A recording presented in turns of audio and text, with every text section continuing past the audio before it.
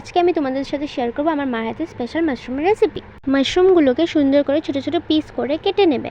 কাটা হয়ে গেলে নুন আর জল দিয়ে সিদ্ধ করতে বসিয়ে দেবে। পেঁয়াজ এবং আলু ভালো করে কেটে নেবে। আজ আদা এবং রসুনের একটি পেস্ট বানিয়ে নেবে। মাশরুমগুলো সিদ্ধ হয়ে গেলে কড়াই থেকে নামিয়ে নেবে। অন্য একটি কড়াইয়ে তেল গরম করতে দিয়ে দেবে।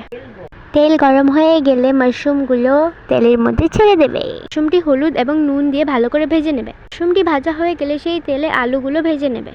তারপর আলু উঠিয়ে তেলের মধ্যে মশলার যেটি পেস্ট ছিল সেটি তেলের মধ্যে ঢেলে দেবে। ঢেলে দিয়ে ভালো করে নাড়াচাড়া করতে থাকবে।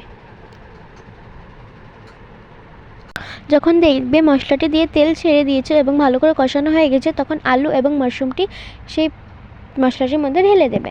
ঢেলে দিয়ে ভালো করে নাড়াচাড়া করে নেবে। নাড়াচাড়া করে এটি ভালো করে কষিয়ে নেবে। ভালো করে সুন্দর করে কষাতে থাকবে, নাড়াচাড়া করতে থাকবে, না হলে কড়াইয়ে লেগে যাবে।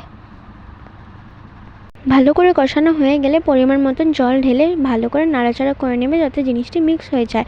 তারপর তোমাদের পরিমাণ মতো নুন ঢেলে দেবে। নুন ঢেলে আবার মিক্স করতে থাকবে।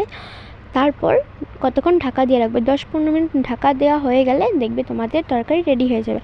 আরও এমন রান্নার ভিডিও দেখতে চাইলে আমাকে কমেন্ট করে নিশ্চয়ই জানাবে এবং সাবস্ক্রাইব, লাইক, কমেন্ট, শেয়ার করতে ভুলবেন না। আজকের জন্য টাটা, বাই বাই বন্ধুরা। আশা করি তোমরা সবাই খুব ভালো আছো, আমিও ভালো।